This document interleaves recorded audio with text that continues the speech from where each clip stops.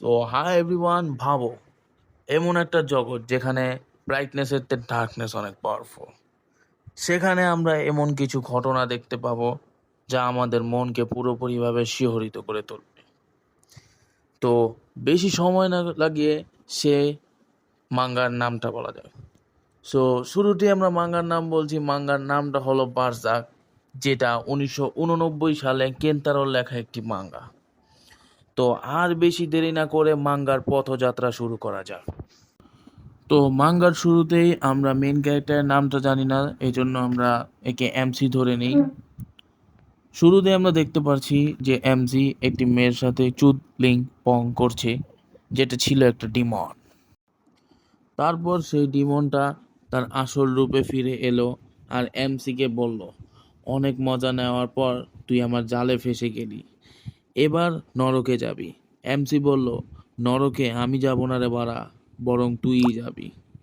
এ কথা শুনে এমসি ডিমনকে তার মায়ের ভোগে চিন করে পাঠিয়ে দিল। এমসি ডিমনকে তার মায়ের ভোগে পাঠিয়ে দেওয়ার পর কালো বস্ত্র পরিধান করে চাঁদনি রাতে শহরের খোঁজে বেরিয়ে পড়ে। অতঃপর সারা রাত অতিক্রম হওয়ার পর সকালের দিক থেকে এমসি একটি কেল্লা দেখতে পায়।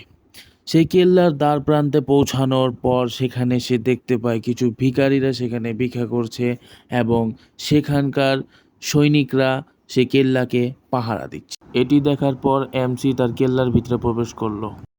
তো এমসি কেল্লায় প্রবেশ করার পর দেখতে পেল একটি ঘোড়া গাড়িতে করে কিছু নারীদের নিয়ে যাওয়া হচ্ছে। এটা দেখে এমসির মনে একটু সন্দেহ হলো।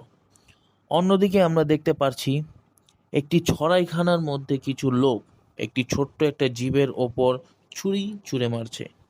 সেখানে ছিল এক টাক মাথার লোক। সে ছিল খুব হিংস্র এবং চোখ হলো বিকট।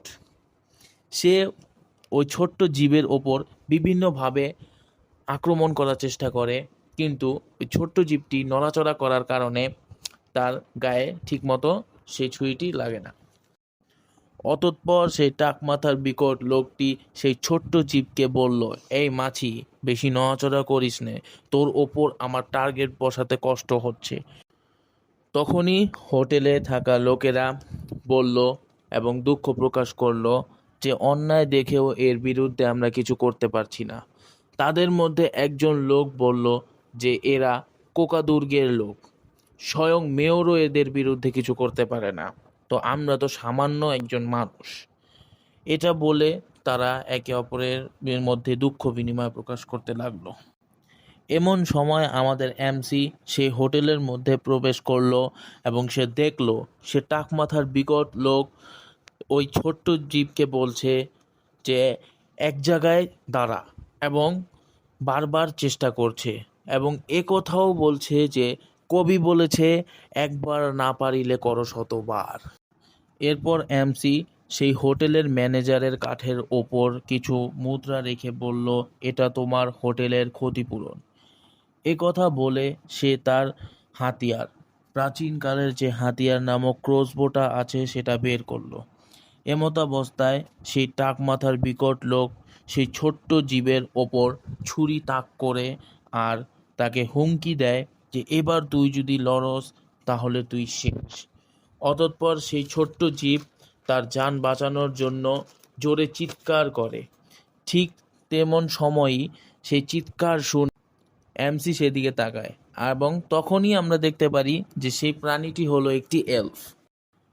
টাকমাথার লোকটি যখন সে এলফের ওপর ছুরি তাক করে মারতে শুরু করে, তখনই একটি তীর এসে সে টাকমাথার টাক ফুটো করে এপার ওপার হয়ে যায় এবং তখনই সাথে সাথে সে টাকমাথার লোকটি তার মায়ের ভাউ গিয়ে চলে যায়। এটা দেখে সেখানে উপস্থিত সকলে চমকে যায় আর তার সাথীরা তার নাম ধরে জোরে চিৎকার করে। তাদের মধ্যে একজন হতবাকা ছেলে হঠাৎ করে বলে বসে যে এটা কে করছে এই কাজটা। তখনই আমরা দেখতে পারি এমসি তার ক্রসবোটি লোড করে একজনকে বাদে বাকি সকলকে তার মায়ের ভোগে পাঠিয়ে দেয়। সে তলোয়ার হাতে নিয়ে এমসির দিকে তাক করে ধরে এবং ভয়ে তার দু পা কাঁপছিল।